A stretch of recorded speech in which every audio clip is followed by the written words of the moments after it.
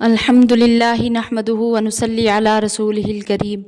رب اشرح لی صدری ویسر لی امری واحلل عقدۃ من لسانی یفقہوا قولی۔ یہ آیتیں بھی غزوہ احد ہی کے متعلق ذکر ہیں۔ تو ان آیات میں سے پہلی آیت میں صحابہ کرام رضی اللہ عنہم کے غم کا ذکر ہے، اور دوسری لمبی آیت میں اس غم کے ازالہ کا بیان ہے۔ تو تیسری آیت میں اس چیز کو دوبارہ بیان کیا گیا ہے کہ جو صورت شکست کی پیش آئی وہ بھی کوئی سزا نہیں، بلکہ مومنین، مخلصین اور منافقین میں فرق کرنے کے لیے ایک آزمائش تھی۔ اور یہاں بھی دوبارہ صحابہ کرام رضی اللہ عنہم کی لغزش کی معافی کا اعلان ہے۔ اعوذ باللہ من الشیطان الرجیم، بسم اللہ الرحمن الرحیم۔ اذ تسعدون، کہ اس وقت کو یاد کرو جب تم چڑھے چلے جاتے تھے، ولا تلوون، اور پیچھے پھر کر نہ دیکھتے تھے، علی احد، کسی کو، والرسول یدعوکم، اور رسول پکارتا تھا تم کو، فی اخراکم، تمہارے پیچھے کھڑے رہ کر، فاصابکم غما بغم لکی لا تحزنوا، پھر پہنچا تم کو غم بدلے میں غم کے، تاکہ تم غم نہ کیا کرو، علی ما فاتکم، اس پر جو ہاتھ سے نکل جائے، ولا ما اصابکم، اور نہ اس پر کہ جو کچھ پیش آئے، واللہ خبیر بما تعملون، اور اللہ کو خبر ہے تمہارے کاموں کی۔ اور اس آیت میں بیان فرمایا گیا ہے کہ صحابہ کرام رضی اللہ عنہم کو جب شکست ہوئی تو اوپر وادی کی طرف بھاگنے لگے،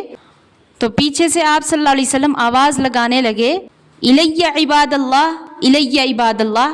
کہ اے اللہ کے بندو میری طرف آؤ۔ تو اس وقت صحابہ کرام رضی اللہ عنہم اس قدر پریشان تھے اور ان کو اتنا غم لاحق تھا اور پریشانی کے اس عالم میں تھے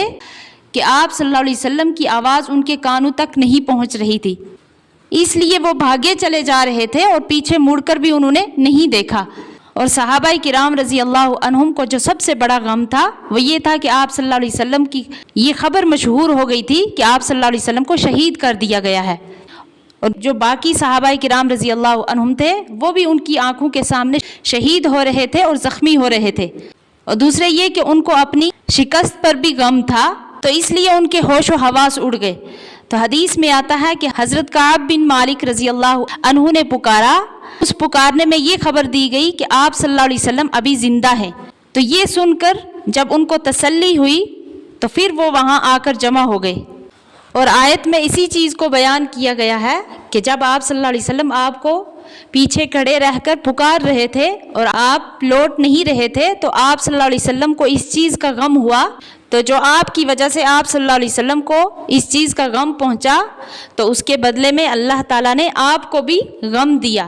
تو جس کو اس طریقے سے بیان فرمایا، فَأَثَابَكُمْ غَمًّا بِغَمٍّ لِكَيْ لَا تَحْزَنُوا عَلَى مَا فَاتَكُمْ وَلَا مَا أَصَابَكُمْ۔ اور آپ کو غم دینے کی وجہ یہ بھی ہے کہ ان مصیبتوں میں آپ اور زیادہ پختہ ہو جاؤ، اسی لیے ہدایت فرمائی کہ تم غم نہ کیا کرو اس پر جو ہاتھ سے نکل جائے اور اس پر جو آپ کو پیش آئے۔ واللہ خبیر بما تعملون، اور اللہ خبر رکھتے ہیں جو تم کرتے ہو، یعنی جو کام آپ کرتے ہو تو اسی مناسب سے آپ کے لیے سزا تجویز کی جاتی ہے جو آپ کے لیے بہتر ثابت ہوتی ہے۔ پھر آگے والی آیت میں اس غم کا ازالہ فرمایا گیا ہے، ثم انزل علیکم، پھر تم پر اتارا، من بعد الغم، غم کے بعد، امنتن، امن کو، نعاسا یغشا طائفتن، جو اونگ تھی کہ ڈھانک لیا اس اونگ نے بازوں کو، منکم، تم میں سے، وطائفۃ قد اہمتہم انفسہم، اور بازوں کو فکر پڑ رہا تھا اپنی جان کا، یظنون باللہ غیر الحق ظن الجاہلیہ، خیال کرتے تھے اللہ پر جھوٹے خیال جاہلوں کی طرح۔ اور اللہ تعالیٰ اس آیت میں فرماتے ہیں کہ پھر اس کے بعد جب کفار میدان سے واپس ہو گئے تو اس وقت غیب سے مسلمانوں پر اونگ غالب ہو گئی جس سے سب غم دور ہو گیا، یعنی اللہ تعالیٰ نے ان کو نیند اور راحت عطا فرمائی کہ جس کی وجہ سے ان کا یہ غم دور ہو گیا۔ کیونکہ اکثر ایسا ہی ہوتا ہے کہ جب انسان پر کوئی غم لاحق ہو جائے تو نیند آنے کے بعد وہ غم ہلکا ہو جاتا ہے۔ تو ایک جماعت یعنی مسلمانوں پر تو نیند کا غلبہ ہو رہا تھا، اور ایک جماعت وہ تھی یعنی منافقین کی کہ ان کو اپنی جان ہی کی فکر پڑی رہی تھی کہ یہاں سے کسی طریقے سے بچ کر نکل جاتے، اور وہ لوگ اللہ تعالیٰ پر جھوٹا خیال کرتے تھے جاہلوں کی طرح، جیسے کہ فرمایا یقولون حل لنا من الامر من شیء، کہ وہ کہتے تھے کچھ بھی کام ہے ہمارے ہاتھ میں، مطلب یہ تھا کہ ہماری رائے کسی نے نہ سنی جو جنگ سے پہلے ہم نے دی تھی، خام خواہ سب کو مصیبت میں پھنسا دیا۔ قل ان الامر کلہ للہ، تو آپ کہہ دیجئے کہ تمام کام اللہ ہی کے ہاتھ میں ہے، یعنی آپ فرما دیجئے ان کو کہ اختیار تو سب اللہ ہی کا چلتا ہے۔ اگر تمہاری رائے پر عمل بھی ہوتا تو جب بھی اللہ تعالیٰ کی تقدیر ہی غالب رہتی، جو مصیبت آنے والی تھی وہ آ کر رہتی۔ تو آگے والی آیت میں ان کے اس قول کا جواب اللہ تعالیٰ مفصل طریقے سے بیان فرما رہے ہیں، یخفون فی انفسہم ما لا یبدون لک، کہ وہ اپنے دل میں چھپاتے ہیں جو تجھ سے ظاہر نہیں کرتے، یعنی جیسے کہ اس سے پہلے ان کے بارے میں ذکر کیا گیا، یقولون حل لنا من الامر من شیء، کہ جو وہ کہتے تھے کہ ہمارے ہاتھ میں کیا اختیار ہے، یعنی کچھ بھی اختیار نہیں، تو مطلب یہ سمجھا جا سکتا ہے کہ اللہ تعالیٰ کی تقدیر کے سامنے بندہ کی تدبیر نہیں چلتی، جو کہ عین ایمان کی بات ہے، اور اللہ تعالیٰ کی طرف سے اس کا جو لطیف جواب دیا گیا اس میں اس معنی کی تصدیق بھی ہے کہ واقعی اختیار اللہ ہی کا غالب ہے، مگر حقیقت میں ان کا مطلب اس بات سے یہ نہیں تھا، بلکہ وہ یہ بات اس معنی سے کہتے ہیں کہ اگر ہمارا کچھ اختیار چلتا، یعنی ہماری رائے پر عمل ہوتا، تو ہم میں جو لوگ یہاں قتل ہوئے وہ یہاں قتل نہ ہوتے، جیسے کہ فرمایا یقولون لو کان لنا من الامر شیء ما قتلنا ہاہنا، کہتے ہیں اگر کچھ بھی کام ہوتا ہمارے ہاتھ تو ہم مارے نہ جاتے اس جگہ۔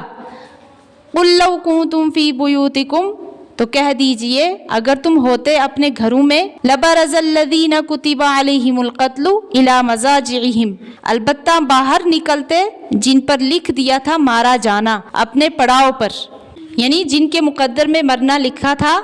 تو وہ تو ضرور اپنے گھروں سے نکلتے ہی نکلتے۔ وَلِيَبْتَلِيَ اللَّهُ مَا فِي صُدُورِكُمْ، اور اللہ کو آزمانا تھا جو کچھ تمہارے دلوں میں ہے یعنی ایمان، وَلِيُمَحِّصَ مَا فِي قُلُوبِكُمْ، اور صاف کرنا تھا اس کا جو تمہارے دل میں ہے۔ اور اس آزمائش کا فائدہ یہ ہوا کہ منافقین اور مخلصین کا پتہ چل گیا کہ منافقین تم میں سے کون ہے اور ایمان والے کون سے ہیں۔ اور ایمان والوں کا ایک فائدہ اس مصیبت سے یہ ہوتا ہے کہ اس کی توجہ غیر اللہ سے ہٹ کر صرف اللہ تعالیٰ کی طرف لگ جاتی ہے، جس سے اس کے ایمان کو اور زیادہ قوت پہنچتی ہے۔ واللہ علیم بذات الصدور، اور اللہ جانتا ہے دلوں کے بھید کو۔ ان الذین تولوا منکم، جو لوگ تم میں سے ہٹ گئے، یوم التقى الجمعان، جس دن لڑی دو جماعتیں یعنی مسلمان اور کفار، احد کے دن، تو انما استزلهم الشیطان ببعض ما کسبوا، تو اس کی یہی وجہ ہے کہ ان کو بہکایا شیطان نے ان کے گناہوں کی وجہ سے، یعنی ان مسلمانوں سے کچھ خطا اور قصور ایسے ہو گئے تھے جس سے شیطان کو ان سے اور بھی گناہ قرار دینے کی لالچ ہو گئی، اور اتفاق سے وہ لالچ پوری بھی ہو گئی۔ وَلَقَدْ عَفَى اللَّهُ عَنْهُمْ، اور ان کو معاف کر دیا اللہ نے۔ ان اللہ غفور حلیم، واقعی اللہ تعالیٰ بخشنے والا، تحمل کرنے والا ہے، کہ گناہ صادر ہونے کے وقت بھی کوئی سزا نہیں دی۔ اللہ تعالیٰ صحیح سمجھنے کی توفیق عطا فرمائے، آمین۔